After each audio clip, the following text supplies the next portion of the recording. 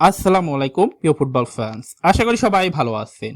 Matheus Cunha এবং ভিনিসিয়াসের জাদুতে দুর্দান্ত হাইতির বিপক্ষে জয় ছিনিয়ে এনেছে 3-0 গোলে ব্রাজিলিয়ান সমর্থকরা। বিশ্বকাপের দ্বিতীয় ম্যাচে হাইতির বিপক্ষে ম্যাচটা ব্রাজিলের জন্য অত্যন্ত গুরুত্বপূর্ণ ছিল, তাই ম্যাচের শুরুতেই আধিপত্য বিস্তার করে খেলতে শুরু করে সেলেসাউরা।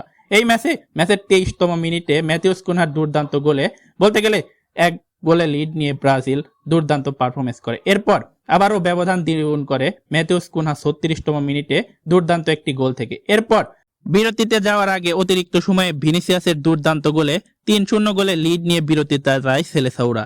এরপর হাইতি এবং ব্রাজিল দুই পক্ষই বলতে গেলে আক্রমণাত্মক ফুটবল খেলে, কোনো পক্ষই গোল অর্জন করতে পারেনি। শেষ পর্যন্ত 3-0 গোলে জয় নিয়ে মাঠ ছাড়ে ব্রাজিল। এই ম্যাচের পর ভিনিসিয়াস জুনিয়র এবং ম্যাথিউস কুনহা, লুকাস পাকুয়েরা দুর্দান্ত পারফরমেন্সের ভিত্তিতে বলতে গেলে গ্রুপ সি নাম্বার গ্রুপে ব্রাজিল বর্তমান শীর্ষে রয়েছেন। পরবর্তী ম্যাচ স্কটল্যান্ডের বিপক্ষে আগামী 25 তারিখে।